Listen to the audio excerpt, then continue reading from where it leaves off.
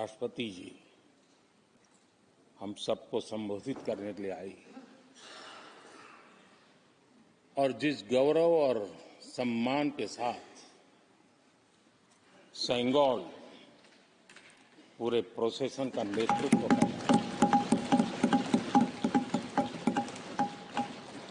और हम सब उसके पीछे पीछे चल रहे थे।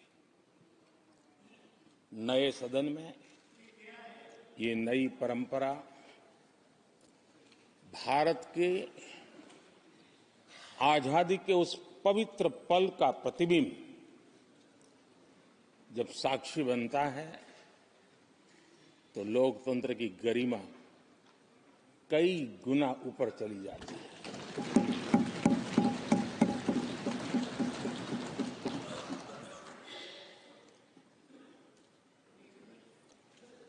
ये 75वां गणतंत्र दिवस, इसके बाद संसद का नया भवन, सेंगोल की अगुवाई,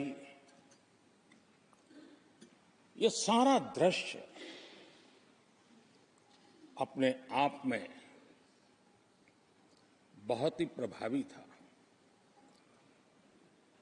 मैं जब वहां से पूरे कार्यक्रम को मैं भागीदारी कर रहा था, यहां से तो उतना हमें भव्यता नजर नहीं आती है, लेकिन वहां सब मैंने देखा कि वाकई नए सदन में इस गरिमावान उपस्थिति में राष्ट्रपति, उपराष्ट्रपति जी और आप, हम सब के मन को प्रभावित करने वाला वो दृश्य हमेशा हमेशा याद है।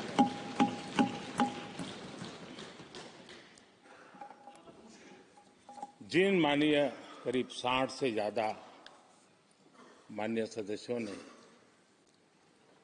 राष्ट्रपति जी के आभार प्रस्ताव पर अपने अपने विचार रखे हैं, मैं विनम्रता के साथ अपने अपने विचार व्यक्त करने वाले सभी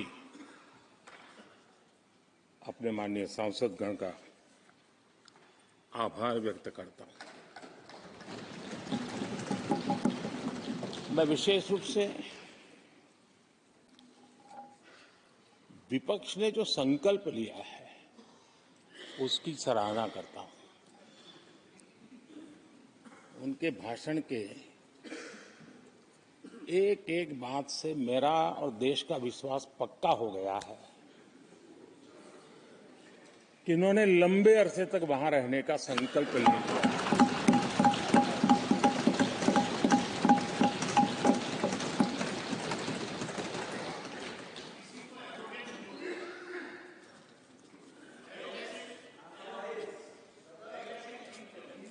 आप कई दशक तक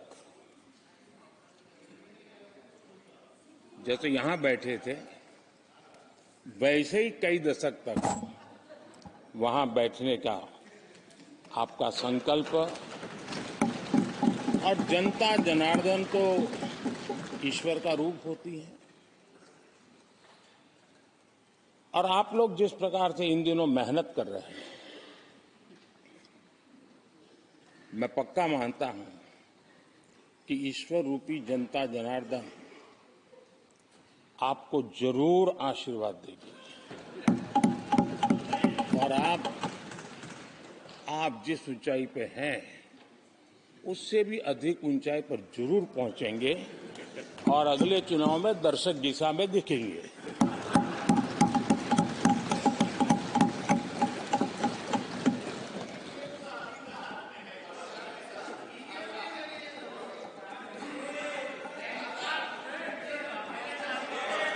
अभिनंदन जी, इस बार आपने आपका कॉन्ट्रैक्ट उनको दे दिया है क्या?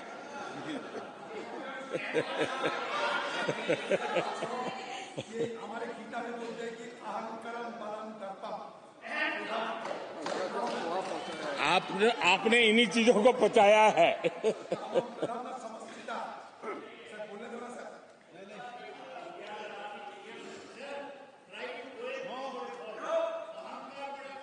आदरणीय अध्यक्ष महोदय,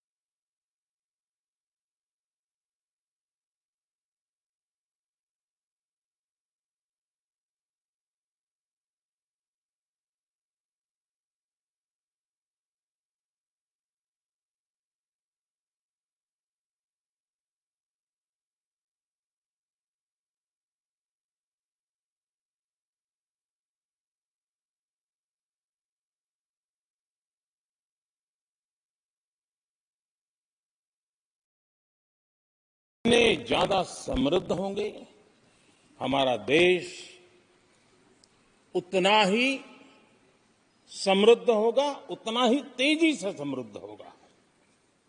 और उन्होंने इन 4 स्तंभों का उल्लेख करते हुए देश की नारी शक्ति, देश की युवा शक्ति, देश के हमारे गरीब भाई बहन और देश के हमारे किसान, हमारे मछुआरे, हमारे पशुपालक, उनकी चर्चा की है।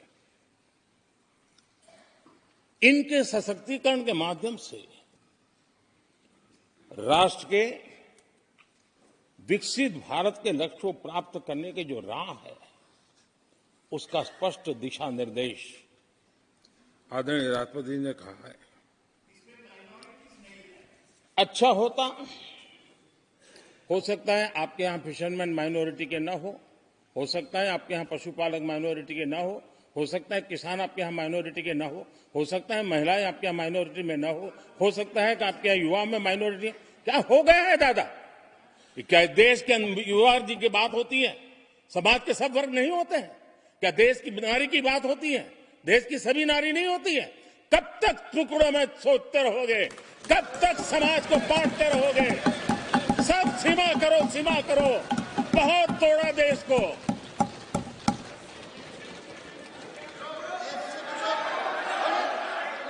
आदरणीय अध्यक्ष जी, अच्छा होता कि जाते जाते तो कम से कम इस चर्चा के दरमियान कुछ सकारात्मक बातें होती, कुछ सकारात्मक सुझाव आते। लेकिन हर बार की तरह आप सब साथियों ने देश को बहुत निराश किया, क्योंकि आपकी सोच की मर्यादा देश समझ पा रहा है। और उसको बार बार दर्द होता है कि ये दशा है इनकी सोचने की मर्यादा इतनी है। आदरणीय अध्यक्ष जी, नेता तो बदल गए, लेकिन टेप रिकॉर्डर वही बज रही है, वही बातें, कोई नई बात आती नहीं, और पुरानी ढपली और पुराना राग वही चलता रहता है आपका। चुनाव का वर्ष था, थोड़ी मेहनत करते, कुछ नया निकाल करके लाते, जनता को जरा संदेश दे पाते, उसमें भी फेल गए आप। चलिए, ये भी मैं सिखाता हूं। आदरणीय अध्यक्ष जी, आज विपक्ष की जो हालत होगी ना, इसकी सबसे दोषी कांग्रेस पार्टी है।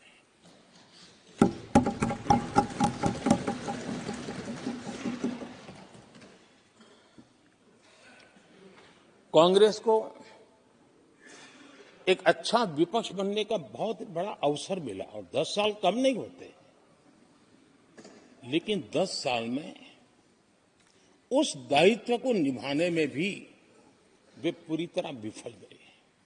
और जब खुद विफल हो गए तो विपक्ष में और भी होनहार लोग हैं, उनको भी उभरने नहीं दिया, क्योंकि फिर मामला और गड़बड़ हो जाए। इसलिए हर बार यही करते रहे कि और भी विपक्षी जो तेजस्वी लोग हैं उनको दबा दिया जाए। हाउस में कई यंग हमारे माननीय सांसदगण हैं, उत्साह भी, उमंग भी है, लेकिन अगर वो बोलें, उनकी छवि उभर जाए, तो शायद किसी की छवि बहुत दब जाए। उस चिंता में इस यंग जनरेशन को मौका न मिले, हाउस को ही चलने नहीं दिए गए। यानी एक प्रकार से इतना बड़ा नुकसान कर दिया है, खुद का भी, विपक्ष का भी, संसद का भी और देश का भी। और इसलिए, और मैं हमेशा चाहता हूं कि देश को एक स्वस्थ, अच्छे विपक्ष की बहुत जरूरत है।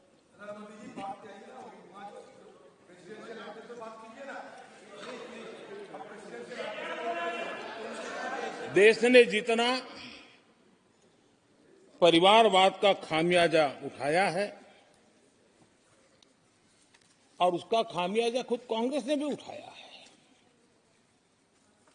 अब अधीर बाबू की हालत हम देख रहे हैं, वरना ये समय था संसद में रहने का, लेकिन परिवारवाद की सेवा तो करनी पड़ती है।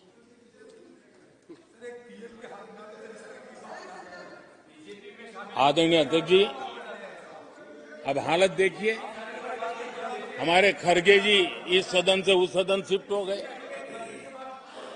और गुलाम नबी जी तो पार्टी से ही शिफ्ट कर गए। ये सब परिवारवाद के भेंट चढ़ गए। एक ही प्रोडक्ट बार बार की दुकान ताला लगने की नौबत आ गई है। और ये दुकान हम नहीं कह रहे, आप लोग कह रहे हैं।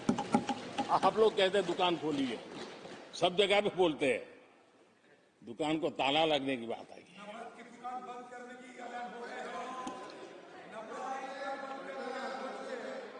यहां हमारे दादा अपनी आदत छोड़ नहीं पाते हैं, वो वहां से बैठे बैठे कमेंट कर रहे हैं परिवारवाद की। मैं जरा समझा देता हूं, आज माफ करना अध्यक्ष महोदय, मैं जरा समय ले रहा हूं। आज हम किस परिवारवाद की चर्चा करते हैं? अगर किसी परिवार में अपने बलबूते पर जन समर्थन से एक से अधिक अनेक लोग अगर राजनीतिक क्षेत्र में भी प्रगति करते हैं, उसको हमने कभी परिवारवाद नहीं कहा है।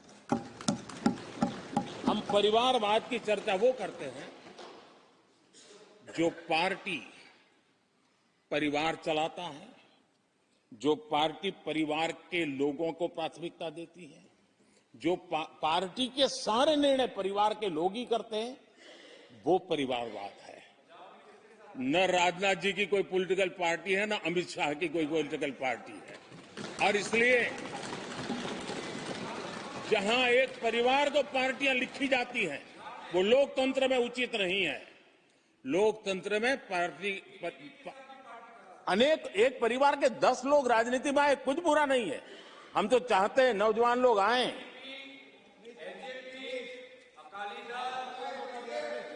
हम भी चाहते हैं ये इसकी चर्चा करिए। हमारे साथ, आपके साथ मेरा विषय नहीं है। देश के लोकतंत्र के लिए परिवारवादी राजनीति, पारिवारिक पार्टियों की राजनीति, ये हम सबकी चिंता का विषय होना चाहिए। और इसलिए मैं किसी परिवार के 2 लोग अगर प्रगति करते हैं, उसको तो मैं स्वागत करूंगा। 10 लोग प्रगति करें, मैं स्वागत करूंगा। देश में जितनी नई पीढ़ी अच्छे लोग आए, स्वागत योग्य है। सवाल यह है कि परिवार ही पार्टियां चलाती है। पक्का है कि ये अध्यक्ष नहीं होगा तो उसका बेटा होगा, ये नहीं होगा तो उसका बेटा होगा। ये लोकतंत्र का खतरा है। और इसलिए अच्छा हुआ दादा, थैंक यू। ये विषय कभी बोलता नहीं था, आज बोल दिया मैंने। आदरणीय अध्यक्ष जी, एक ही प्रोडक्ट को बार बार लॉन्च करने का भरपूर प्रयास हो रहा है।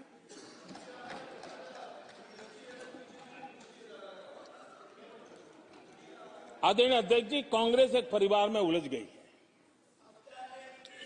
देश के करोड़ों परिवार की आकांक्षाएं और उपलब्धियां वो देख पा ही नहीं रहे, देख सकते नहीं, अपने परिवार के बाहर देखने की तैयारी नहीं है।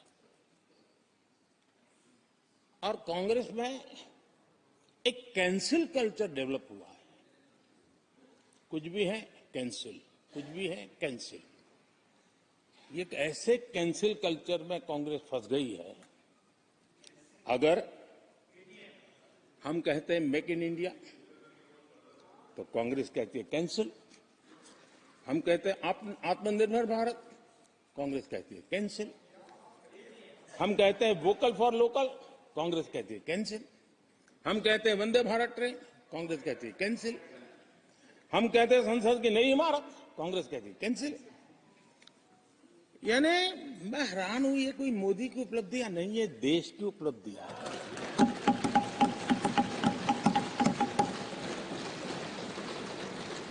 इतनी नफरत कब तक पाले रखोगे? और उसके कारण देश की सफलताएं, देश के अचीवमेंट,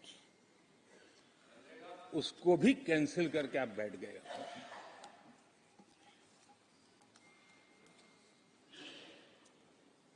आदरणीय अध्यक्ष जी, राष्ट्रपति जी ने विकसित भारत के रोडमैप पर चर्चा करते हुए आर्थिक पहलुओं पर विस्तार से चर्चा की। अर्थव्यवस्था के मूलभूत जो आधार है उसके की बारीकी से चर्चा की और भारत की मजबूत अर्थव्यवस्था को आज पूरी दुनिया सराह रही है, पूरी दुनिया उससे प्रभावित है। और जब विश्व संकट से गुजर रहा है तब तो उनको और ज्यादा अच्छा लगता है। G20 समिट के अंदर सारे देश ने देखा है कि पूरा विश्व भारत के लिए क्या सोचता है, क्या कहता है, क्या आशा करता है।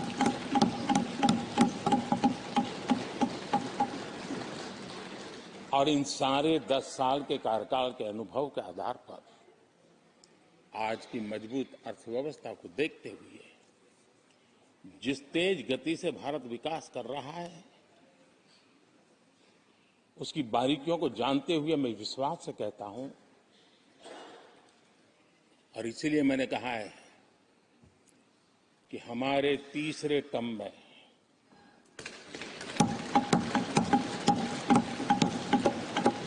भारत दुनिया की तीसरी बड़ी आर्थिक ताकत बनेगा।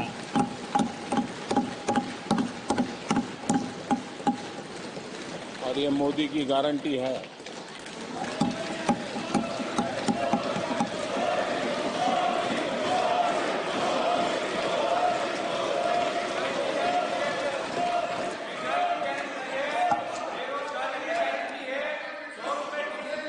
माननीय अध्यक्ष जी, इनको पहले मौका नहीं दिया था क्या? सबको मौका दिया है ना? हाँ,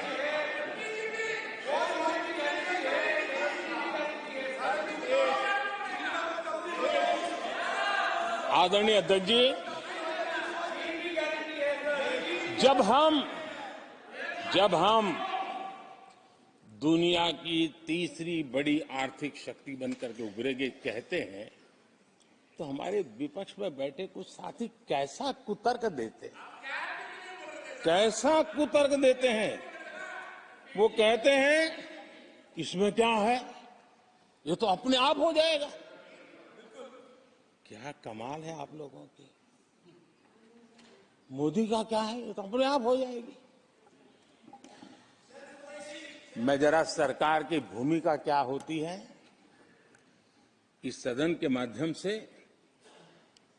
देश को और विशेष करके देश के युवा मन को बताना चाहता हूं, देश की युवा शक्तियों को बताना चाहता हूं कि होता कैसे है और सरकार की भूमिका क्या होती है।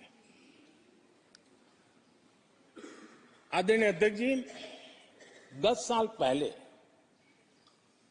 2014 में फरवरी महीने में जो इंटरिम बजट आया था, उस समय कौन लोग बैठे थे आपको तो मालूम ही है, देश को भी मालूम है। जो 10 साल पहले इंटरिम बजट आया था,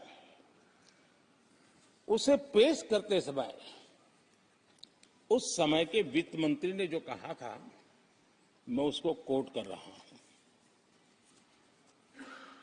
और एक एक शब्द बड़ा मूल्यवान है जी।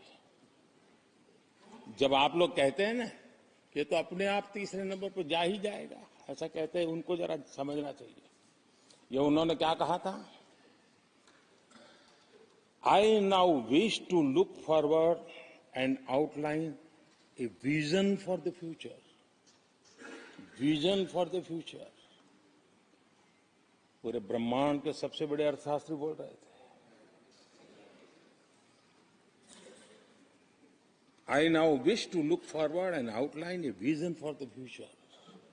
आगे कहते हैं, I wonder how many have noted the fact that India's economy, in terms of the size of its GDP, is the 11th largest in the world. यानी 2014 में 11 नंबर पहुंचने पर क्या गौरवगान होता था। आज 5 पर पहुंच गए और आपको क्या हो गया, क्या हो गया? आदरणीय अध्यक्ष जी, आदरणीय अध्यक्ष जी, आदरणीय अध्यक्ष जी, आदरणीय अध्यक्ष जी, आदरणीय अध्यक्ष जी, आदरणीय अध्यक्ष जी, मैं आगे पढ़ रहा हूं। गोगोई जी, थैंक यू, आपने अच्छा कहा। मैं आगे पढ़ रहा हूं, ध्यान से सुनिए साथियों, ध्यान से सुनिए। उन्होंने कहा था is the 11th largest in the world, बड़ा गौरव का बात था। There are great things in the store, आगे वो कह रहे हैं there are great things in store. फिर आगे कहते हैं, there is a well argued view that in the next 3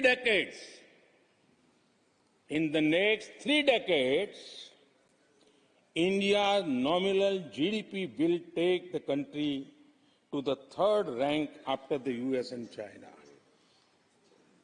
उस समय ये ब्रह्मांड के बड़े अर्थशास्त्री कह रहे थे कि तीसरे नंबर पर 30 साल में हम पहुंच जाएंगे। 30 साल। और फिर कहा था ये मेरा विजन, जो मैं मनमोहन सिंह नहीं थे उस वक्त, मनमोहन सिंह नहीं थे।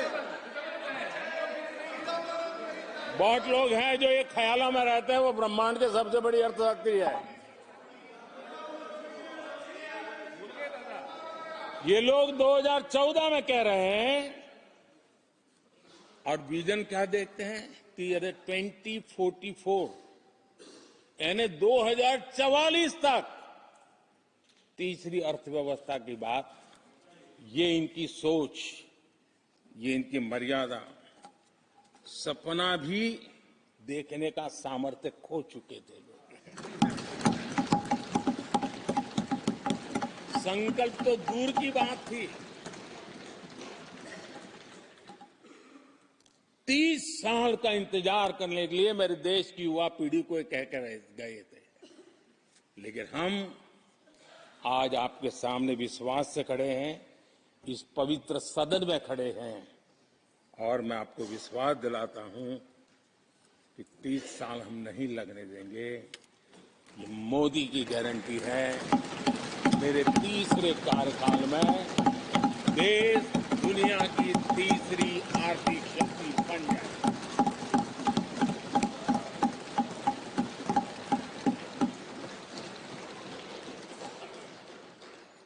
कैसे लक्ष्य रखते थे, उनकी सोच कहां तक जाती थी, दया आती है।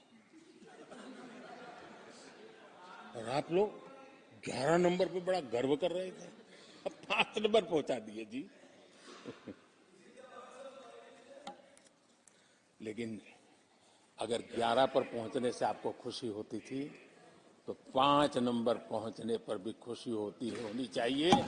देश 5 नंबर पर पहुंच जाए, आपको खुशी होनी चाहिए।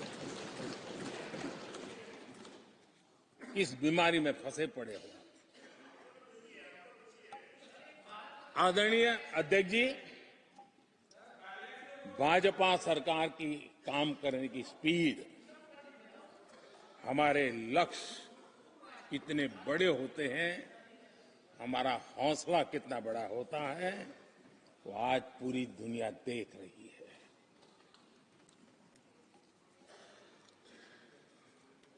और आदरणीय अध्यक्ष जी, एक कहावत है, हमारे उत्तर प्रदेश में खास ये कहावत कही जाती है, 9 दिन चले 2.5 कोस।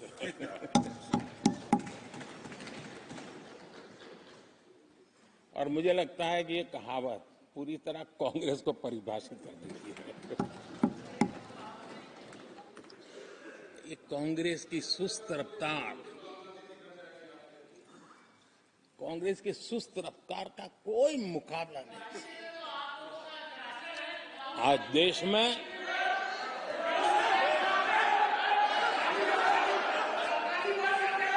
आज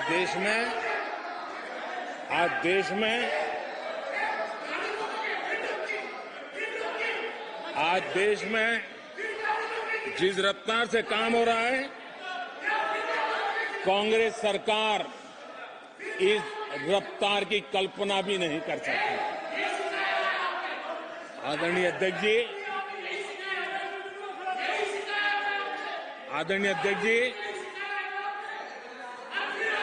शहरी गरीबों के लिए हमने गरीबों के लिए 400 घर हमने गरीबों के लिए, आदरणीय अध्यक्ष जी, हमने गरीबों के लिए 4 करोड़ घर बनाए।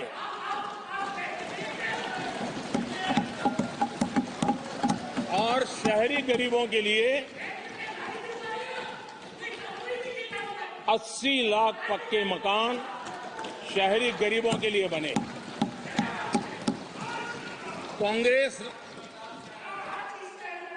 अगर कांग्रेस की रफ्तार से घर बने होते तो क्या हुआ होता, मैं इसका हिसाब लगाता हूं। अगर कांग्रेस की जो रफ्तार थी उस प्रकार से चला होता तो 100 साल लगते, इतना काम करने में 100 साल लगते, 5 पीढ़ियां गुजर जाती।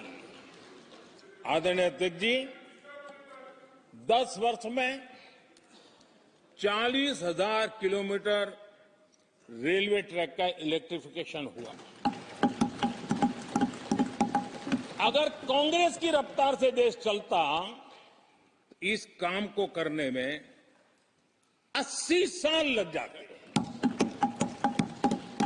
एक प्रकार से 4 पीढ़ियां गुजर जाती। आदरणीय अध्यक्ष जी, हमने 17 करोड़ अधिक गैस कनेक्शन दिए। ये मैं 10 साल का हिसाब दे रहा हूं। अगर कांग्रेस की चाल से चलते तो ये कनेक्शन देने में और 60 साल लग जाते। 3 पीढ़ियां धुएं में खाना पकाते पकाते गुजर जाती।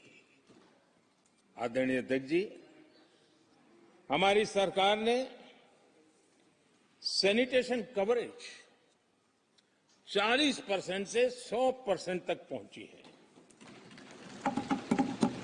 अगर कांग्रेस की रफ्तार होती तो ये काम होते होते 60-70 साल और लगते और कम से कम 3 पीढ़ियां गुजर जाती, लेकिन गारंटी नहीं होता कि नहीं होता। आदरणीय अध्यक्ष जी, कांग्रेस की जो मानसिकता है, जिसका देश को बहुत नुकसान हुआ, कांग्रेस ने देश के सामर्थ्य पर कभी भी विश्वास नहीं किया।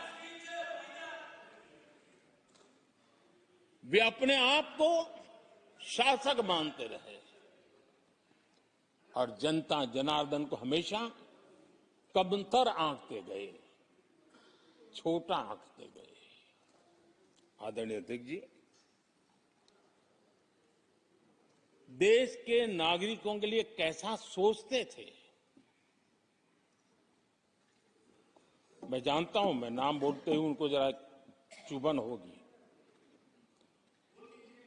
लेकिन 15 अगस्त लाल किले से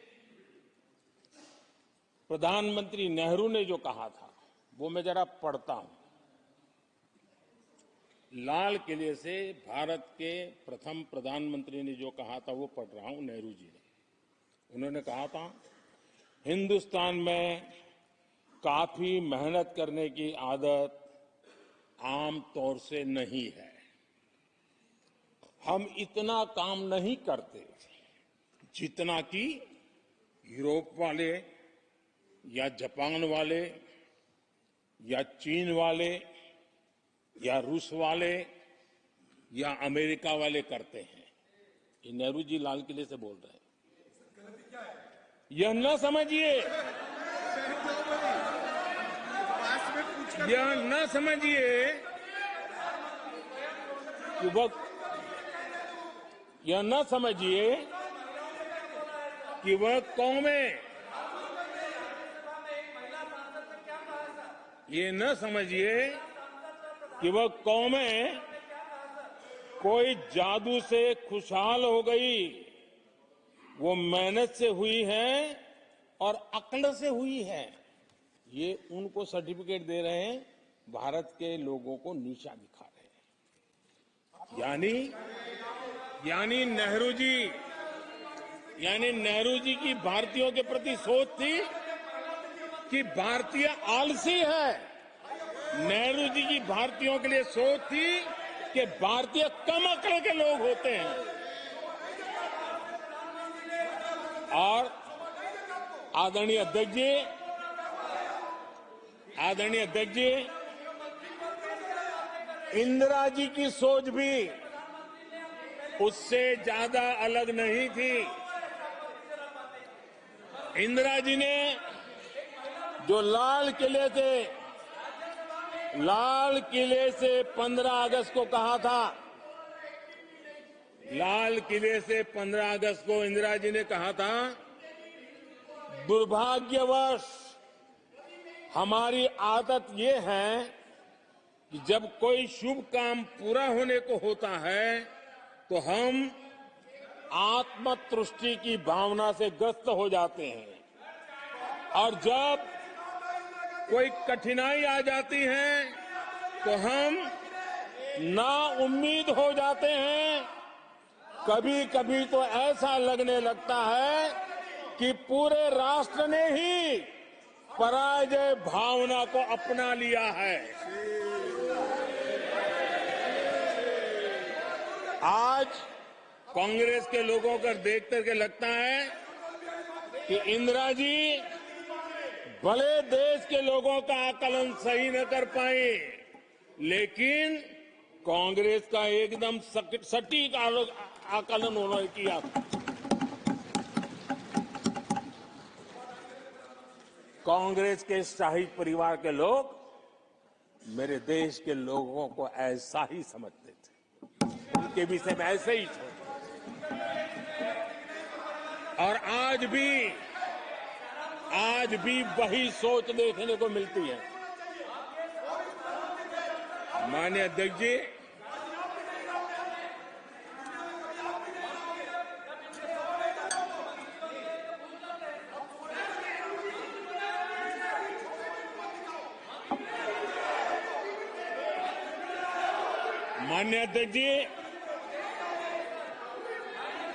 कांग्रेस का विश्वास हमेशा सिर्फ एक परिवार पर रहा है। एक परिवार के आगे वो न कुछ सोच सकते हैं, न कुछ देख सकते हैं। कुछ दिन पहले भानुमति का कुनबा जोड़ा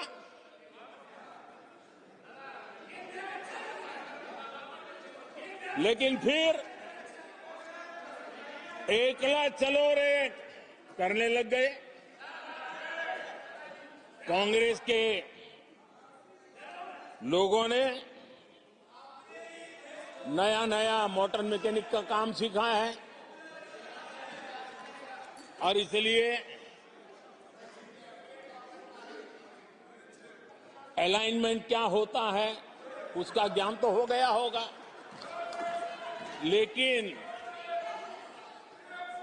मैं देख रहा हूं अलायंस का ही अलाइनमेंट बिगड़ गया।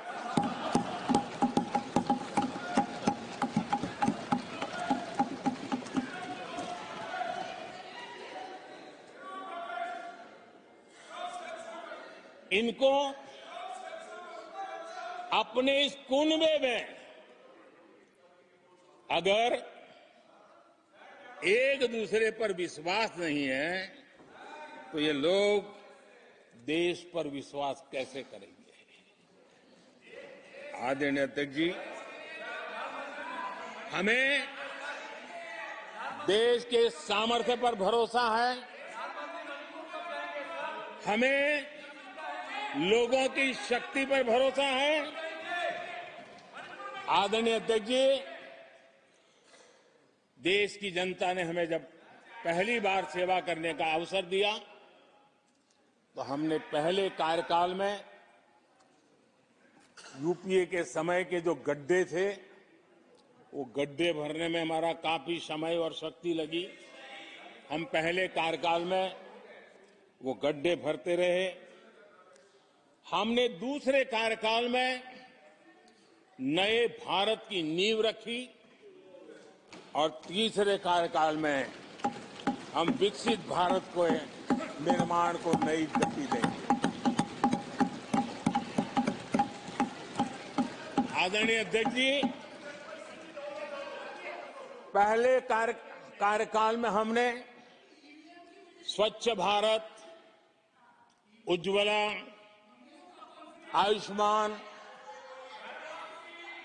आयुष्मान भारत, बेटी बचाओ बेटी पढ़ाओ, उसी प्रकार से सुगम्य भारत, डिजिटल इंडिया, ऐसे कितने ही जनहित के कामों को अभियान का स्वरूप देकर के आगे बढ़ाए। टैक्स व्यवस्था आसान हो, इसके लिए जीएसटी जैसे निर्णय लिए और हमारे इन कामों को देख करके जनता ने भरपूर समर्थन दिया। जनता ने बहुत आशीर्वाद दिए, पहले से भी ज्यादा आशीर्वाद दिए और हमारा दूसरा कार्यकाल प्रारंभ हुआ। दूसरा कार्यकाल संकल्पों और वचनों की पूर्ति का कार्यकाल रहा।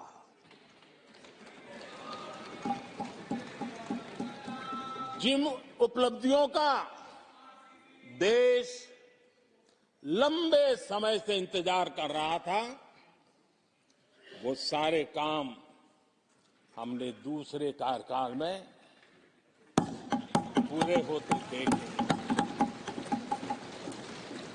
हम सबने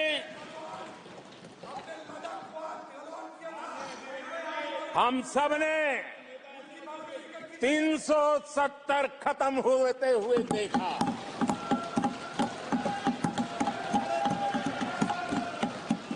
इन्हीं माननीय सांसदों के आंखों के सामने और उनके वोट की ताकत से 370 गया।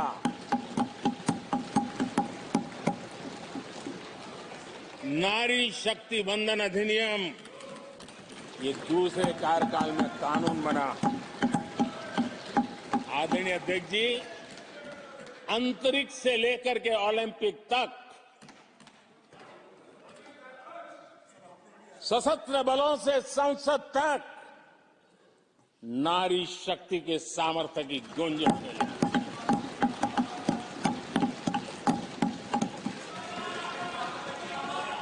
ये नारी शक्ति के सशक्तिकरण को आज देश ने देखा है। आदरणीय अध्यक्ष जी, उत्तर से दक्षिण तक, पूरब से पश्चिम तक लोगों ने दशकों से अटकी भटकी लटकी योजनाओं को समयबद्ध तरीके से पूरे होते हुए देखे। आदरणीय अध्यक्ष जी, अंग्रेजी शासन के पुराने दंड प्रधान कानूनों से हम please please please please please मान्य सदस्यगण, सदन के नेता बोल रहे हैं, आपको प्लीज आप समझाइए। सदन के नेता बोल रहे हैं, आपको मैंने सबको पर्याप्त समय पर्याप्त अवसर दिया था। यह तरीका गलत है, यह हमें मर्यादा बना के रखना पड़ेगा। प्लीज बैठे बैठे कोई टिप्पणी नहीं करेगा। Please please please please no, गलत तरीका, गलत तरीका। माननीय प्रधानमंत्री जी,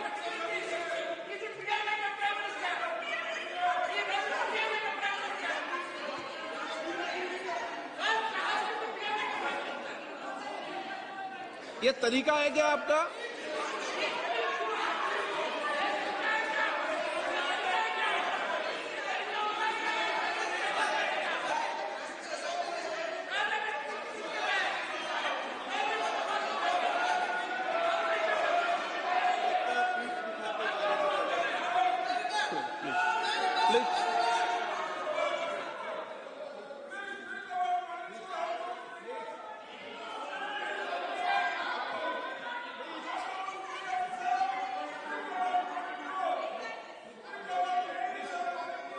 आदरणीय अध्यक्ष जी,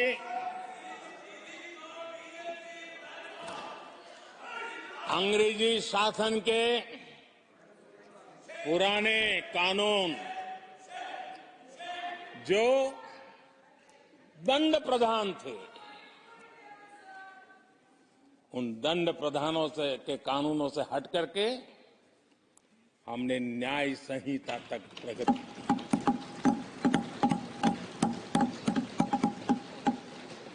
हमारी सरकार ने सैकड़ों ऐसे कानूनों को समाप्त किया जो अप्रासंगिक हो गए थे। सरकार ने 40,000 से ज्यादा कंप्लायंसेस खत्म कर दिए। आदरणीय अध्यक्ष जी, भारत ने अमृत भारत और नमो भारत ट्रेनों से भविष्य की उन्नति के सपने देखे।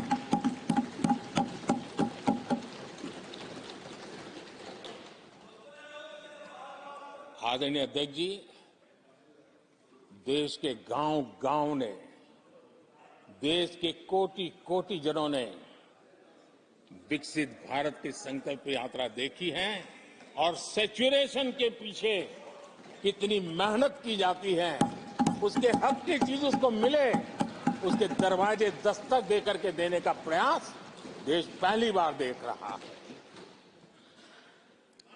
आदरणीय अध्यक्ष जी, भगवान राम,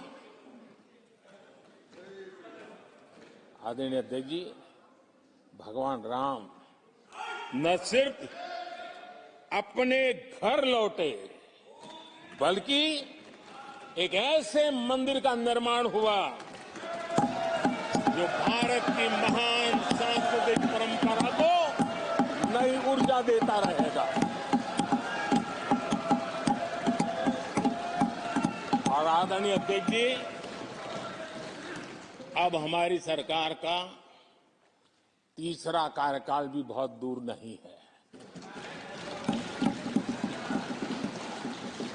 ज्यादा से ज्यादा 100-125 दिन बाकी है। और अब की बार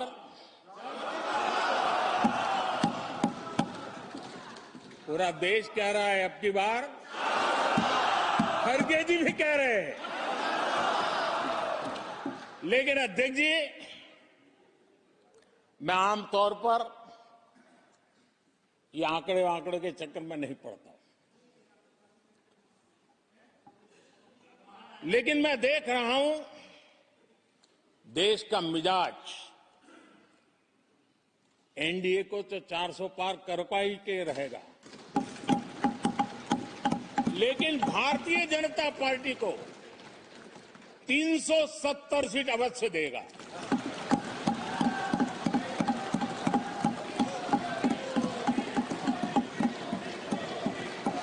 बीजेपी को 370 सीट और एनडीए को 400 पार।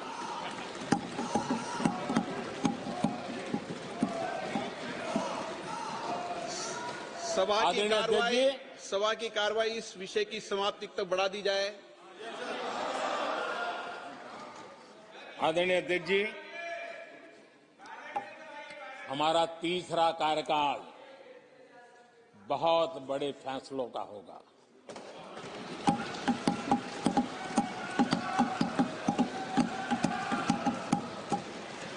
मैंने लाल किले से कहा था और राम मंदिर प्राण प्रतिष्ठा के समय भी मैंने उसको दोहराया था।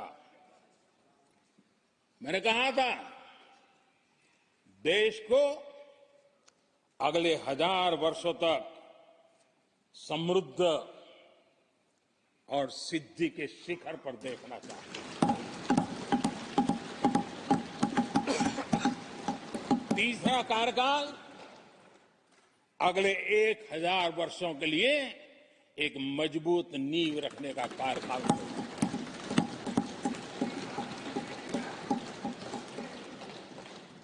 आदरणीय अध्यक्ष जी,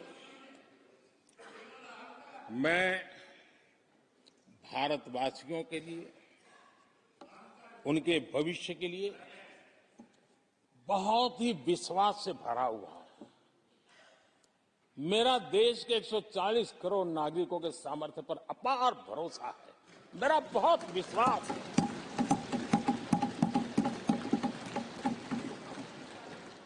दस वर्षों में 25 करोड़ लोग गरीबी से बाहर आए, ये सामर्थ्य दिखाता है। आदरणीय अध्यक्ष जी, मैंने हमेशा कहा है कि गरीब को अगर साधन मिले, गरीब को अगर संसाधन मिले, गरीब को अगर स्वाभिमान मिले, तो हमारा गरीब गरीबी को परास्त करने का सामर्थ्य रखता। और हमने वो रास्ता चुना और मेरे गरीब भाइयों ने गरीबी को परास्त करके दिखाया है। और इसी सोच के साथ हमने गरीब को साधन दिए, संसाधन दिए, सम्मान दिया, स्वाभिमान दिया। 50 करोड़ गरीबों के पास आज बैंक खाता है। कभी वो बैंक से गुजर नहीं पाता। 4 करोड़ गरीबों के पास पक्का घर है। घर उसके स्वाभिमान को एक नया सामर्थ्य देता है। 11 करोड़ से अधिक परिवारों को पीने का शुद्ध जल पानी नल से मिल रहा है। 55 करोड़ से अधिक गरीबों को आयुष्मान भारत कार्ड मिला है। घर में कोई भी बीमारी आ जाए, उस बीमारी के कारण फिर से वो गरीबी की तरफ लुढ़क न जाए, उसको भरोसा है कितनी भी बीमारी क्यों ना आ जाए, मोदी बैठा है। 80 करोड़ लोगों को मुफ्त अनाज की सुविधा दी गई है। आदरणीय अध्यक्ष जी, मोदी ने उनको पूछा जिनको पहले कोई पूछता तक नहीं था। देश में पहली बार रेहड़ी पटरी वाले साथियों के बारे में सोचा गया। पीएम स्वनिधि योजना से आज वो ब्याज के चक्कर से बाहर निकले, बैंक से पैसे लेकर अपने कारोबार को बढ़ा रहे हैं। देश में पहली बार हाथ का हुनर जिनका सामर्थ्य है, जो राष्ट्र का निर्माण भी करते हैं, ऐसे मेरे विश्वकर्मा साथियों के बारे में सोचा गया। उनको आधुनिक टूल, आधुनिक ट्रेनिंग, पैसों की मदद, विश्व एक मार्केट उनके लिए खुल जाए, ये मेरे विश्वकर्मा भाइयों के लिए हमने कहा। देश में पहली बार पीवीटीजी यानी जनजातियों में भी अति पिछड़े जो हमारे भाई बहन हैं, संख्या बहुत कम है, वोट के हिसाब से किसी को नजर नहीं जाती। हम वोट से परे हैं, हम दिलों से जुड़े हैं और इसलिए पीवीटीजी जातियों के लिए पीएम जनमन योजना बना करके उनके कल्याण का मिशन मोड में काम उठाया है। इतना ही नहीं, सरहद के जो गांव थे जिनको आखिरी गांव करके छोड़ दिया गया था, हमने वो आखिरी गांव को पहला गांव बना करके विकास की पूरी दिशा बदल दी। आदरणीय अध्यक्ष जी, मैं जब बार बार मिलेट्स की वकालत करता हूं, मिलेट्स की दुनिया के अंदर जाकर के चर्चा करता हूं, G20 के देशों को लोगों के सामने गर्व के साथ मिलेट्स परोसता हूं, तो उसके पीछे मेरे दिल में 3 करोड़ से ज्यादा मेरे छोटे किसान हैं जो मिलेट्स की खेती करते हैं। इनका कल्याण, इससे हम जुड़े हुए हैं। आदरणीय अध्यक्ष जी, जब मैं वोकल फॉर लोकल की बात करता हूं, जब मैं मेक इन इंडिया की बात करता हूं, तब मैं करोड़ों गृह उद्योग, लघु उद्योग, कुटीर उद्योग, उससे जुड़े हुए मेरे लाखों परिवारों के साथ उनके कल्याण के लिए सोचता हूं। आदरणीय अध्यक्ष जी, खादी, कांग्रेस पार्टी ने उसको भुला दिया, सरकारों ने भुला दिया। आज मैं खादी के ताकत देने में सफलतापूर्वक आगे बढ़ा हूं, क्योंकि खादी के साथ, हैंडलूम के साथ करोड़ों बुनकरों की जिंदगी लगी हुई है। मैं उनके कल्याण को देखता हूं।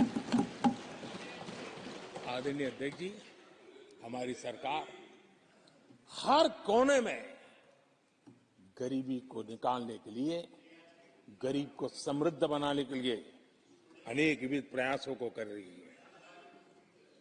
जिनके लिए वोट बैंक ही था, उनके लिए उनका कल्याण संभव नहीं था। हमारे लिए उनका कल्याण राष्ट्र का कल्याण है और इसलिए हम उसी रास्ते पर चल रहे हैं। आदरणीय अध्यक्ष जी, कांग्रेस पार्टी ने, यूपीए सरकार ने ओबीसी समुदाय के साथ भी कोई न्याय नहीं किया, अन्याय किया। इन लोगों ने ओबीसी नेताओं का अपमान करने में कोई कोर कसर नहीं छोड़ी है। कुछ दिन पहले जब कर्पूरी ठाकुर जी को भारत रत्न दिया, हमने वो सम्मान किया। लेकिन याद करिए, उस कर्पूरी ठाकुर अति पिछड़े समाज से ओबीसी समाज के उस महापुरुष के साथ क्या व्यवहार हुआ था, किस प्रकार से उनके साथ जुल्म किया। 1970 में बिहार के मुख्यमंत्री बने तो उनको पद से हटाने के लिए कैसे कैसे खेल खेले गए थे। उनकी सरकार अस्थिर करने के लिए क्या कुछ नहीं किया गया था। आदरणीय अध्यक्ष जी, कांग्रेस को अति पिछड़ा व्यक्ति बर्दाश्त नहीं हुआ था। 1987 में जब कांग्रेस के पास पूरे देश में उनका झंडा फहरता था, सत्ता ही सत्ता थी, तब उन्होंने कर्पूरी ठाकुर को प्रतिपक्ष के नेता के रूप में स्वीकार करने से मना कर दिया। और कारण क्या दिया? वो संविधान का सम्मान नहीं कर सकते। जिस कर्पूरी ठाकुर ने पूरा जीवन लोकतंत्र के सिद्धांतों के लिए, संविधान की मर्यादाओं के लिए खपा दिया, उनका अपमान करने का काम कांग्रेस पार्टी ने किया था। आदरणीय अध्यक्ष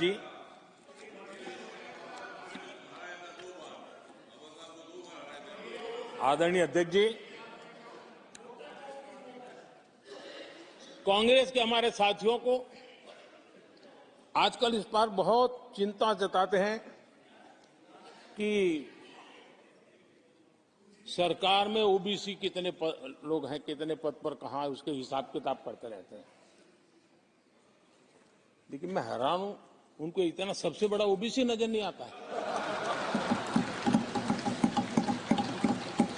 यहां आंखें बंद करके बैठ जाते हैं। आदरणीय अध्यक्ष जी, जरा मैं ये दुनिया भर की चीजें करते हैं, मैं कहना चाहता हूं, ये क्लास है। ये यूपीए के समय एक एक्स्ट्रा कॉन्स्टिट्यूशनल बॉडी बनाई गई थी, जिसके सामने सरकार की कुछ नहीं चलती थी। नेशनल एडवाइजरी काउंसिल, जरा कोई निकाल करके देखे उसमें क्या कोई ओबीसी था क्या? जरा निकाल के देखिए, इतनी बड़ी बड़ी पावरफुल बॉडी बनाई थी और वो तो अपॉइंट कर रहे थे। आदरणीय अध्यक्ष जी,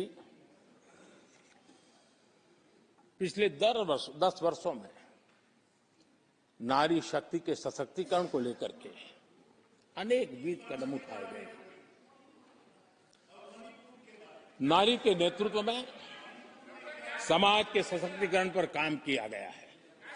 आदरणीय अध्यक्ष जी, अब देश की बेटी, हिंदुस्तान में कोई ऐसा सेक्टर नहीं है जहां देश की बेटियों के लिए दरवाजे बंद हो।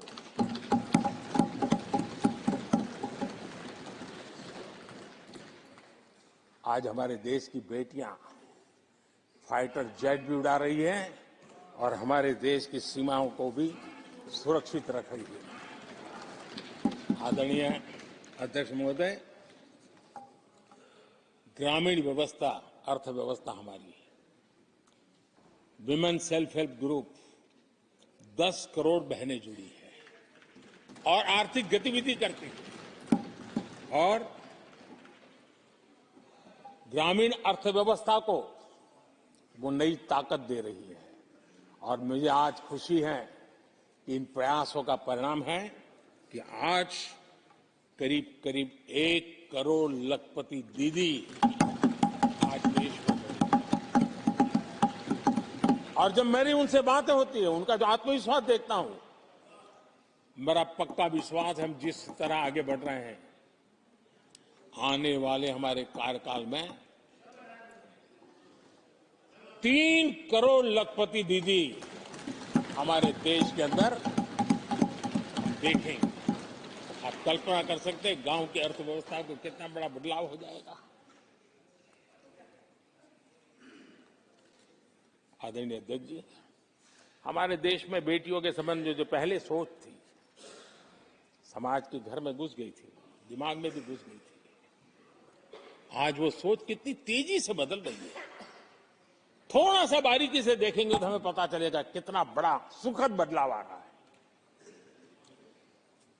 पहले अगर बेटी का जन्म होता था तो चर्चा होती थी, अरे खर्चा कैसे उठाएंगे, उसको कैसे पढ़ाएंगे, उसके आगे की जिंदगी का एक प्रकार से कोई बोझ है, ऐसी चर्चाएं हुआ करती थी।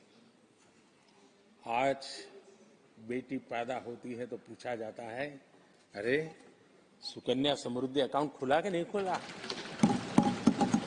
बदलाव। आदरणीय जी, पहले सवाल होता था प्रेग्नेंट होने पर नौकरी नहीं कर पाओगे। पहले ये बात होती थी प्रेग्नेंट होने पर नौकरी नहीं कर पाओगे। आज कहा जाता है 26 हफ्ते की पेड लीव और बाद में भी अगर चाहिए तो मिलेगी। ये बदलाव होता है। पहले समाज में सवाल होते थे कि महिला होकर नौकरी क्यों करना चाहती हो, क्या पति की सैलरी कम पड़ रही, ऐसे सवाल होते थे। आज लोग पूछ रहे हैं, मैडम आपका जो स्टार्टअप है ना बहुत प्रगति कर रहा है, क्या मुझे नौकरी मिलेगी? ये बदलाव।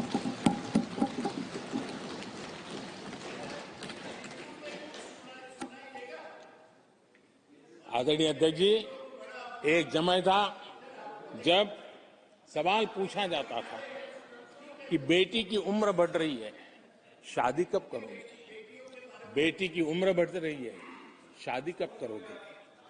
आज पूछा जाता है, बेटी पर्सनल और प्रोफेशनल दोनों कामों को संतुलित कितना बढ़िया करती हो, कैसे करती हो?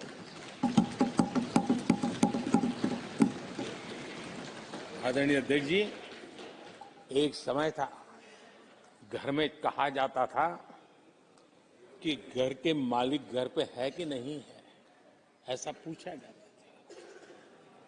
घर के मुखिया को बुलाइए, ऐसा कहते थे। आज किसी के घर जाते हैं तो घर महिला के नाम पर, बिजली का बिल उसके नाम पर आता है, पानी गैस सब उसके नाम पर, तो परिवार के मुखिया की जगह आज मेरी माताएं बहनें। ये बदलाव अमृतकाल में विकसित भारत का हमारा जो संकल्प है ना, इसकी एक बहुत बड़ी शक्ति के रूप में उभरने वाला है और मैं उस शक्ति के दर्शन कर पा रहा हूं। आदरणीय अध्यक्ष महोदय,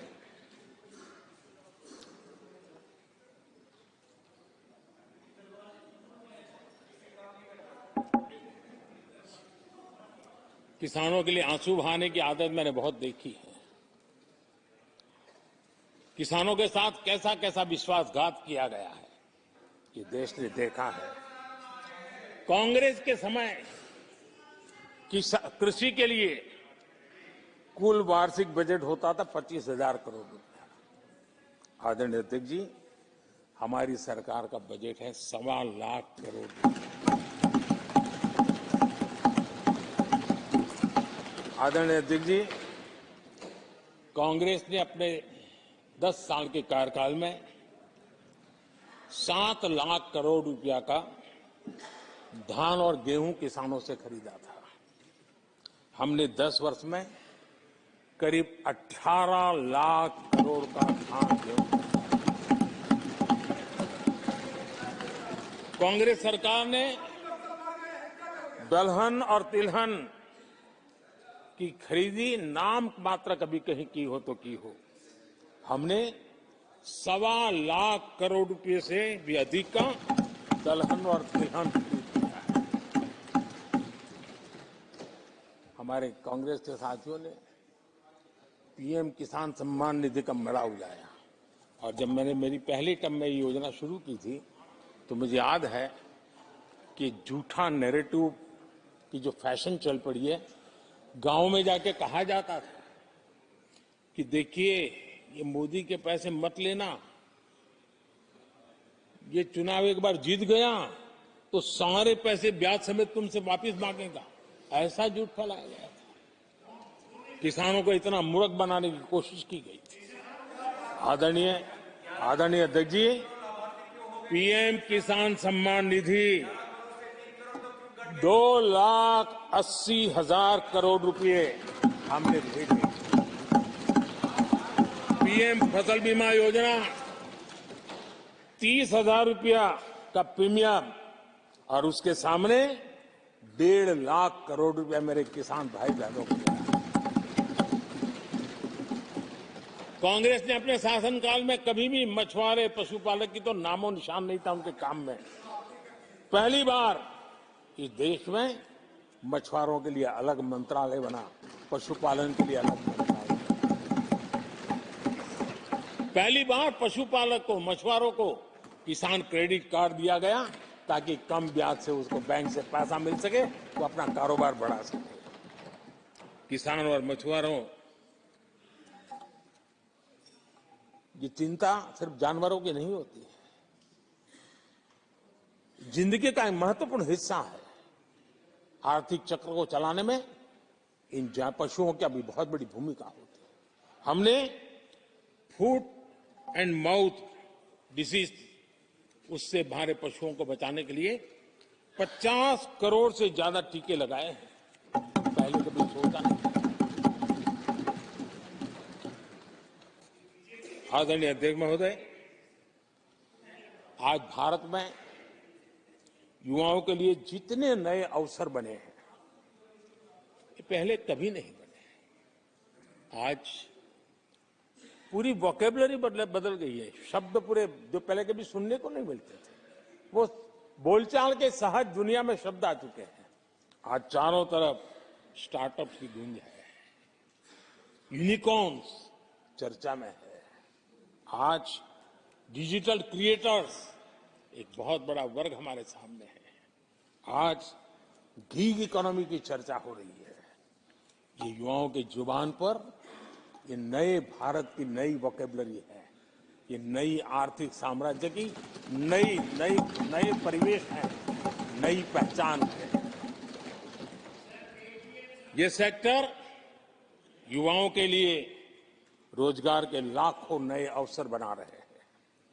2014 से पहले डिजिटल इकोनॉमी की साइज ना के बराबर थी, बहुत ज्यादा उसकी चर्चा भी नहीं थी।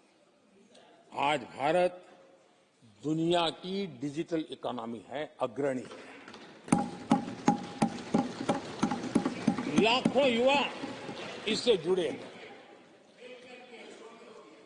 और आने वाले समय में ये डिजिटल इंडिया मूवमेंट जो है वो देश के नौजवानों के लिए अनेक अनेक अवसर, अनेक अनेक रोजगार, अनेक अनेक प्रोफेशंस के लिए अवसर लेकर के आने वाला है। आदरणीय अध्यक्ष जी, आज Bharat made in India phone दुनिया में पहुंच रहे हैं। दुनिया में हम नंबर 2 बन गए हैं। और एक तरफ सस्ता मोबाइल प्राप्त हुआ है और दूसरी तरफ सस्ता डेटा। इन दोनों ने एक बहुत बड़ा रिवॉल्यूशन लाया है देश में और दुनिया में। हम जिस कीमत पे आज हमारे नौजवानों को ये प्राप्त करवा रहे हैं, सबसे कम कीमत पर करवा रहे हैं और वो एक कारण बना है। आज मेड इन इंडिया अभियान, रिकॉर्ड मैन्युफैक्चरिंग, रिकॉर्ड एक्सपोर्ट, यह देश देख रहा है। आदरणीय जी, ये सारे काम हमारे नौजवानों के लिए सबसे ज्यादा रोजगार लाने वाले काम है, सबसे ज्यादा रोजगार के अवसर पैदा करेंगे। आदरणीय अध्यक्ष महोदय, 10 वर्ष में टूरिज्म सेक्टर में अभूतपूर्व उछाल आया है। हमारे देश में ये ग्रोथ और टूरिज्म सेक्टर ऐसा है जिसमें कम से कम पूंजी निवेश में अधिक से अधिक लोगों को रोजगार देने वाला अवसर है और सामान्य से सामान्य व्यक्ति को भी ये रोजगार देने वाला अवसर है। स्वरोजगार की सबसे ज्यादा संभावनाएं वाला टूरिज्म क्षेत्र है। 10 वर्ष में एयरपोर्ट 2 गुने बने। भारत सिर्फ एयरपोर्ट बने ऐसा नहीं है, भारत दुनिया का तीसरा बड़ा डोमेस्टिक एविएशन सेक्टर बना, दुनिया के तीसरे बड़े। हम सबको खुशी होनी चाहिए। भारत की जो एयरलाइंस कंपनियां हैं, उन्होंने 1000 नए एयरक्राफ्ट का ऑर्डर दिए। देश में 1000 नए एयरक्राफ्ट। और जब इतने सारे हवाई जहाज ऑपरेट होंगे, सारे एयरपोर्ट कितने धमधमते होंगे, कितने पायलट्स की जरूरत पड़ेगी, कितने हमें क्रू मेंबर चाहिए, कितने इंजीनियर चाहिए, कितने ग्राउंड सर्विस के लिए लोग चाहिए। यानी रोजगारी के एक नए नए क्षेत्र खुलते जा रहे हैं। एविएशन सेक्टर भारत के लिए एक बहुत बड़ा नया अवसर बनकर के आया है। आदरणीय अध्यक्ष जी, हमारी कोशिश नहीं है कि इकोनॉमी को हम फॉर्मलाइज करने की दिशा में मजबूती से कदम उठाए, युवाओं को नौकरी भी मिले, सोशल सिक्योरिटी भी मिले। इन दोनों को लेकर के और आपने जिन बातों के आधार पर हम निर्णय करते हैं और देश में भी माना जाता है, वो एक होता है डाटा ईपीएफओ का, ईपीएफओ में जो रजिस्ट्रेशन होता है 10 साल में करीब 18 करोड़ नए सब्सक्राइबर आए और वो तो सीधा पैसों से जुड़ा खेल होता है, उसमें फर्जी नाम नहीं होते हैं। मुद्रा लोन पाने वालों में 8 करोड़ लोग ऐसे हैं जिन्होंने जीवन में पहली बार कारोबार अपना शुरू किया है, बिजनेस। और जब मुद्रा लोन लेता है तो खुद तो रोजगारी पाता है, 1 या 2 और लोगों को भी रोजगारी देता है, क्योंकि तो उसका काम ऐसा होता है। हमने लाखों स्ट्रीट वेंडर्स को सपोर्ट किया है। 10 करोड़ महिलाएं एसएचजी से जुड़ी, जैसा मैंने कहा 1 लाख, लखपति दीदी 1 करोड़, ये अपने आप में बहुत। और मैंने जैसे कहा हम 3 करोड़ के टारगेट को। आदरणीय अध्यक्ष जी, कुछ आंकड़े हैं जो अर्थशास्त्री समझते हैं, नहीं सामान्य मानवी भी समझता है।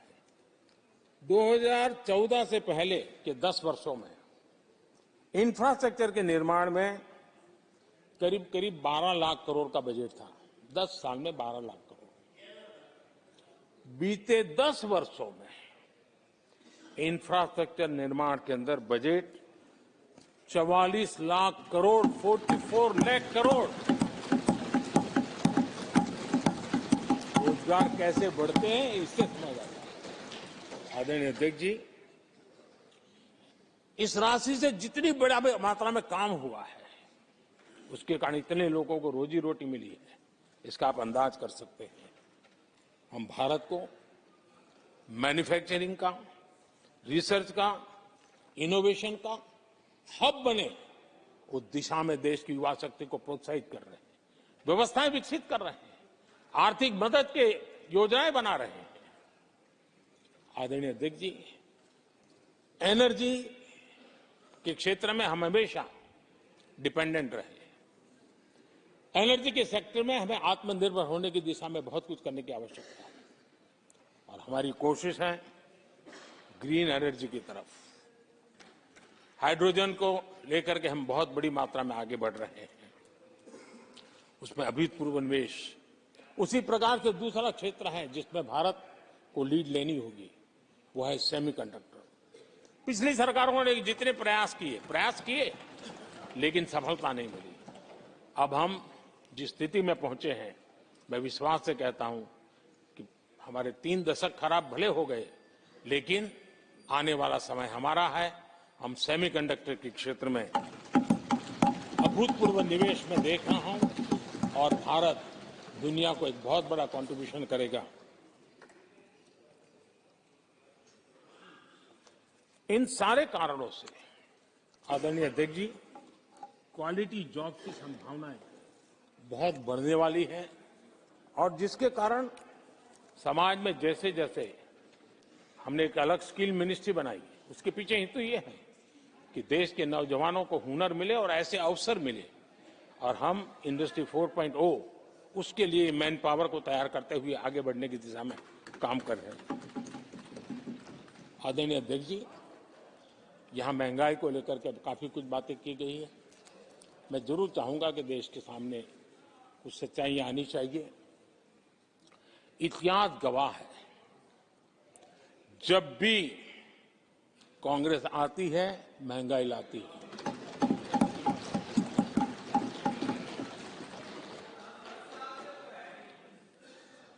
मैं कुछ वक्तव्य इस सदन में आज कहना चाहता हूं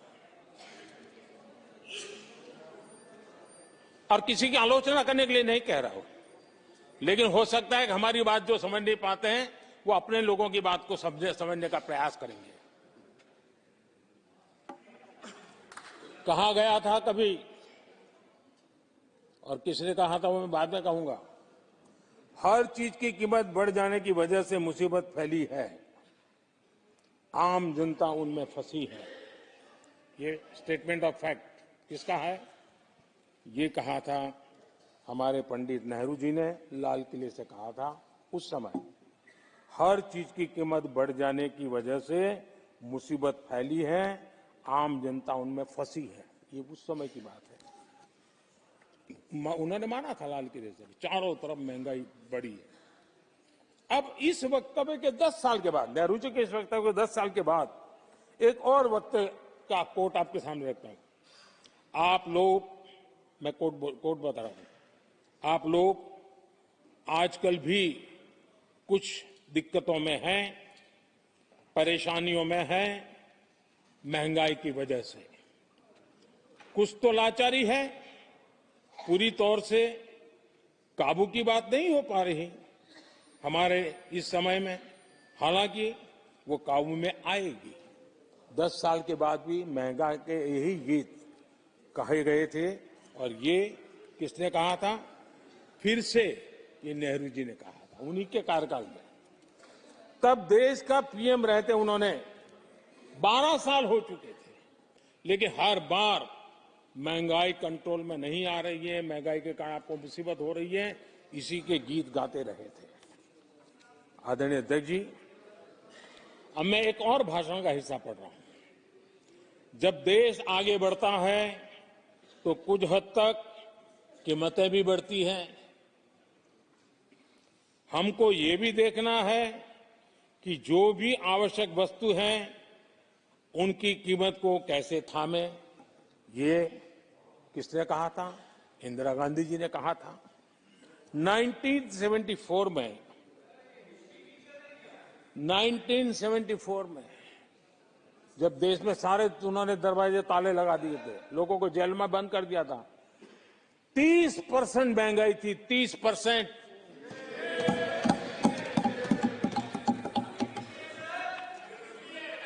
आदरणीय अध्यक्ष जी,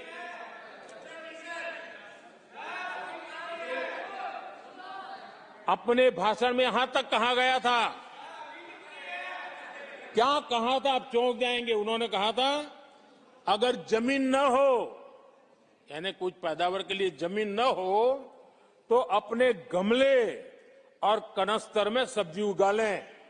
ये ऐसी सलाहें उच्च पद पर बैठे हुए लोग दिया करते थे। जब देश में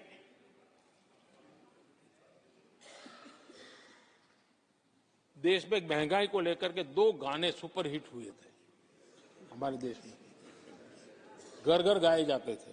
एक महंगाई मार गई और दूसरा महंगाई डायन खाए जा, डायन खाए जा था। और ये दोनों गाने कांग्रेस के शासनकाल में आए। आदरणीय अध्यक्ष जी, यूपीए के शासनकाल में महंगाई डबल डिजिट में थी, डबल डिजिट में महंगाई थी, इसको नकार नहीं सकते हैं। और यूपी का सरकार का तर्क क्या था जी? असंवेदनशीलता। ये कहा गया था कि महंगी आइसक्रीम खा सकते हो तो महंगाई का रोना क्यों रो रहे हो? ये कहा गया था, ये कहा गया था। जब भी कांग्रेस आई है, उसने महंगाई को ही मजबूत किया। आदरणीय अध्यक्ष जी, हमारी सरकार ने महंगाई को लगातार नियंत्रण में रखा है। दो युद्ध के बावजूद और 100 साल में आए सबसे बड़े संकट के बावजूद महंगाई नियंत्रण में है और हम कर पाए हैं।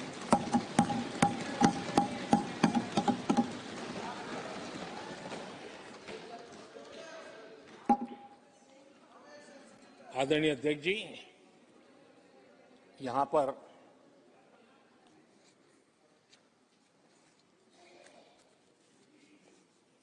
बहुत गुस्सा व्यक्त किया गया। जितना हो सका उतने कठोर शब्द में गुस्सा व्यक्त किया गया। उनका दर्द मैं समझता हूं,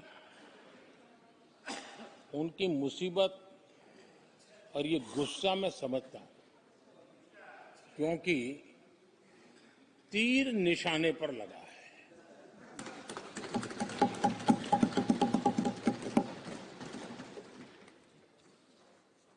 भ्रष्टाचार पर एजेंसियां एक्शन ले रही हैं, उसको लेकर भी इतना गुस्सा। क्या क्या शब्दों का प्रयोग किया जा रहा है। आदरणीय अध्यक्ष जी, 10 साल पहले हमारे सदन में, पार्लियामेंट में क्या चर्चा होती थी? सदन का पूरा समय घोटालों की चर्चा पर जाता था, भ्रष्टाचार की चर्चा पर जाता था, लगातार एक्शन की डिमांड होती थी। सदन यही मांग करता रहता था, एक्शन लो, एक्शन लो, एक्शन किया जा रहा है। तो लोग उनका समर्थन में हंगामा करते हैं। देखिए, इनके समय में एजेंसियों का सिर्फ और सिर्फ राजनीतिक उपयोग के लिए उपयोग किया जाता था, बाकी उनको कोई काम करने नहीं दिया जाता था। अब आप देखिए उनके कालखंड में क्या हुआ। पीएमएलए एक्ट के तहत हमने पहले के मुकाबले 2 गुने से अधिक केस दर्ज किए। कांग्रेस के समय में ईडी ने 5,000 करोड़ रुपए की संपत्ति जब्त की। हमारे कार्यकाल में ईडी ने 1 लाख करोड़ रुपए की संपत्ति दी। देश का लूटा हुआ माल देना ही पड़ेगा। और जिनका इतना सारा माल पकड़ा जाता हो, नोटों के ढेर पकड़े जाते हो, और अधीर बाबू तो बंगाल से आते हैं, देखे हैं नोटों के ढेर उन्होंने। तो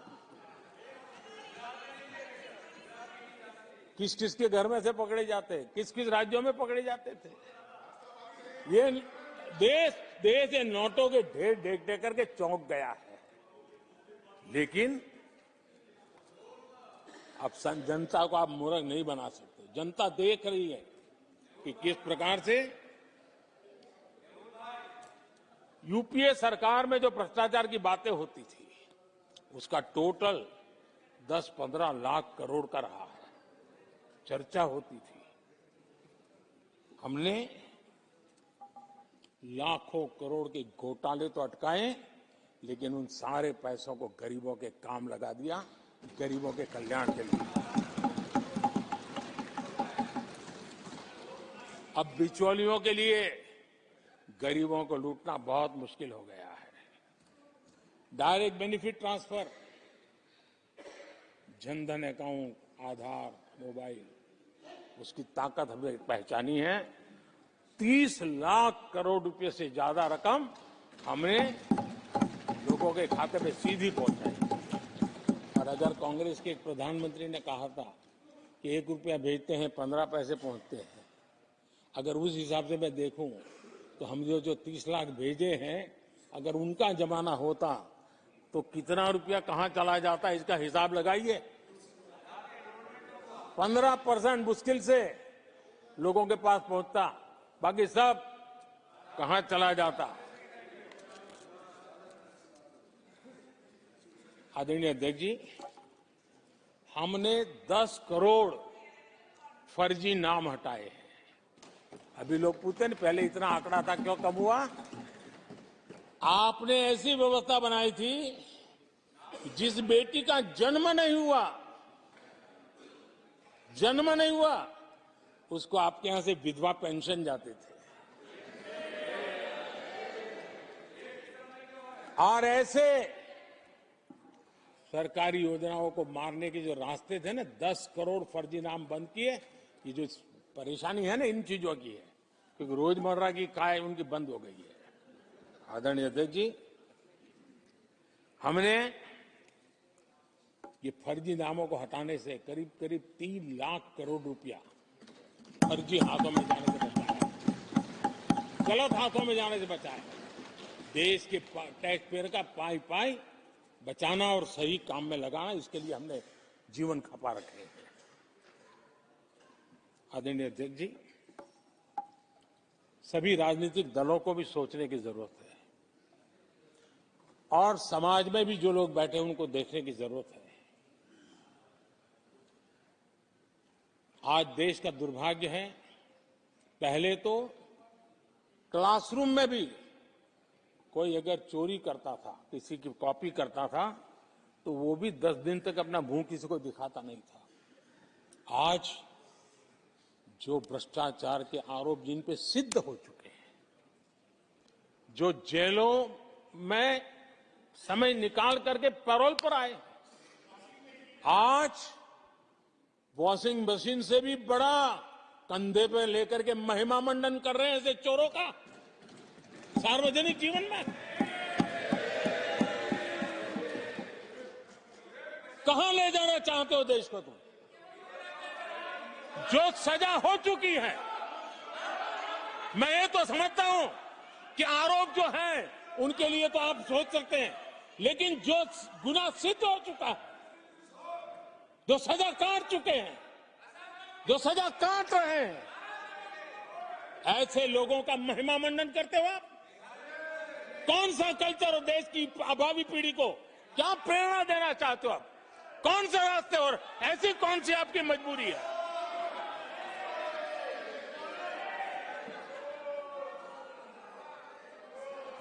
और ऐसे लोगों का महिमा मंडन किया जा रहा है, उनको महान बताया जा रहा है। जहां संविधान का राज है, जहां लोकतंत्र है, माननीय अध्यक्ष जी, ऐसी बातें लंबी नहीं चल सकती हैं। ये लोग लिख करके रखे हैं कि ये जो महिमा मंडन का काम चल रहा है उनका, वो अपने ही खात्मे की चिट्ठी पे सिग्नेचर कर रहे हैं लोग।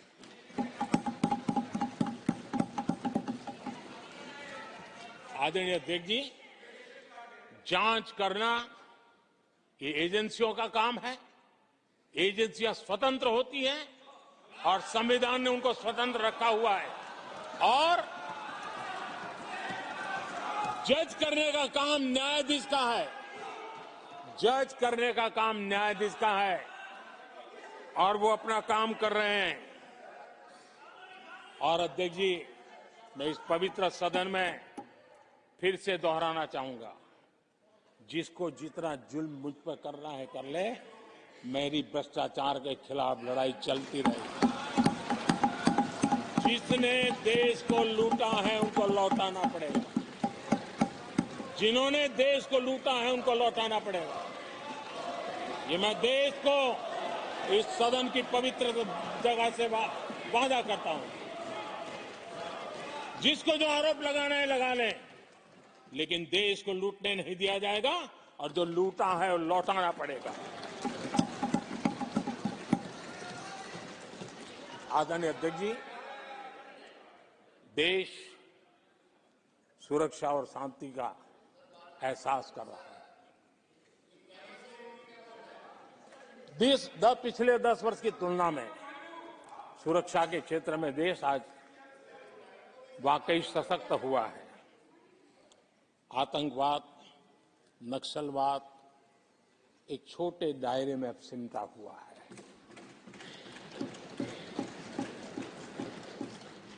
लेकिन भारत की जो टेररिज्म के प्रति जीरो टॉलरेंस नीति है, आज पूरे विश्व को भी भारत की इस नीति की तरफ चलने के लिए मजबूर होना पड़ा। भारत की सेनाएं सीमाओं से लेकर के समंदर तक अपने सामर्थ्य को लेकर के आज भी साथ है। हमें हमारी सेना के पराक्रम पर गर्व होना चाहिए। हम कितना ही उनके मोरल तोड़ने की कोशिश करें, मुझे मेरी सेना पर भरोसा है। मैंने उनके सामर्थ्य को देखा है। कुछ राजनेता सेना के लिए हल्के फुल्के शब्द बोल दें, इससे मेरे देश की सेना डिमोरलाइज होगी। ये सपनों में कोई रहते तो निकल जाए।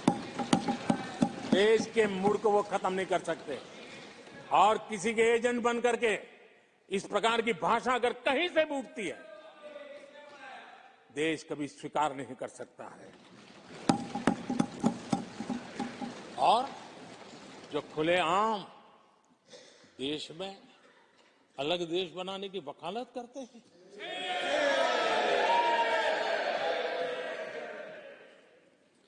जोड़ने की बातें छोड़ो, तोड़ने की कोशिश करी जा रही। आपके अंदर क्या पड़ा हुआ है? क्या इतने टुकड़े करके अभी भी आपके मन को समाधान नहीं हुआ है? देश के इतने टुकड़े कर चुके हो आप, और टुकड़े करना चाहते हो? कब तक करते रहोगे? आदरणीय अध्यक्ष जी, इसी सदन में अगर कश्मीर की बात होती थी तो हमेशा चिंता का स्वर निकलता था, छिटाकशी होती थी, आरोप प्रत्यारोप होते थे। आज जम्मू कश्मीर में अभूतपूर्व विकास की चर्चा हो रही है और गर्व के साथ हो रही है। पर्यटन लगातार बढ़ रहा है, G20 समिट होती है वहां, पूरा विश्व आज उसकी सराहना करता है। आर्टिकल 370 को लेकर के कैसा हवा बना के रखा था, कश्मीर के लोगों ने जिस प्रकार से उसको गले लगाया है, कश्मीरी जनता ने जिस प्रकार से गले लगाया है, और आखिर के ये समस्या किसकी देन थी? किसने देश के माथे पर मारा था? किसने भारत के संविधान के अंदर इस प्रकार की दरार करके रखी हुई थी? आदरणीय अध्यक्ष जी, अगर नेहरू जी का नाम लेते हैं तो उनको बुरा लगता है, लेकिन कश्मीर को जो समस्याएं झेलनी पड़ी उसके मूल में उनकी ये सोच थी और उसी का परिणाम है देश को भुगतना पड़ा। जम्मू कश्मीर के लोगों को, देश के लोगों को नेहरू जी की गलतियों का बहुत बड़ी कीमत चुकानी पड़ी है। आदरणीय अध्यक्ष जी, वो भले गलतियां करके गए, लेकिन हम मुसीबतें झेल करके भी गलतियों सुधारने के लिए हमारी कोशिश जारी रखेंगे। हम रुकने वाले नहीं हैं। हम देश के लिए काम करने के लिए निकले हुए लोग हैं। हमारे लिए नेशन फर्स्ट है। आदरणीय अध्यक्ष जी, मैं सभी राजनीतिक दलों के नेताओं से आग्रह करूंगा, सभी माननीय सदस्यों से आग्रह करूंगा, भारत के जीवन में एक बहुत बड़ा अवसर आया है। वैश्विक परिवेश में भारत के लिए बड़ा अवसर आया है। एक नए आत्मविश्वास के साथ आगे बढ़ने का अवसर आया है। राजनीति अपनी जगह पे होती है, आरोप प्रत्यारोप अपनी जगह पर होता है, लेकिन देश से बढ़कर कुछ नहीं होता है। और इसलिए आइए मैं निमंत्रण देता हूं आपको, कंधे से कंधा मिलाकर के हम देश के निर्माण के लिए आगे बढ़े। राजनीति में किसी भी जगह पर रहते हुए भी राष्ट्र निर्माण में आगे बढ़ने में कोई रुकावट नहीं आती। अब इस राह को मत छोड़िए। मैं आपका साथ मांग रहा हूं, मां भारती के कल्याण के लिए साथ मांग रहा हूं। मैं विश्व के अंदर जो अवसर आया है उस अवसर को बुलाने के लिए आपका साथ मांगता हूं। मैं आपका सहयोग चाहता हूं 140 करोड़ देशवासियों की जिंदगी को और समृद्ध बनाने के लिए और सुखी बनाने के लिए। लेकिन अगर आप साथ नहीं दे सकते हैं और अगर आपका हाथ ईंटें फेंकने पर ही तुला हुआ है, तो आप लिख करके रखिए, आपकी हर ईंट को मैं विकसित भारत की नींव मजबूत करने के लिए लगाऊंगा। आपके हर पत्थर को मैं विकसित भारत के जो सपनों को लेकर के अब चले उसकी नींव मजबूत करने के लिए मैं लगाऊंगा और देश को हम उस समृद्धि की ओर लेके जाएंगे। जितने पत्थर उछालने उछाल लीजिए, आपका हर पत्थर भारत के समृद्ध, भारत के विकसित भारत के सपने को समृद्ध बनाने के लिए हर पत्थर को मैं काम में ले लूंगा। ये भी मैं आपको विश्वास दिलाता हूं। आदरणीय अध्यक्ष जी, मैं जानता हूं साथियों की तकलीफें मैं जानता हूं, लेकिन वो जो कुछ भी बोलते हैं मैं दुखी नहीं होता और दुखी होना भी नहीं चाहिए, क्योंकि मैं जानता हूं ये नामदार है, हम कामदार हैं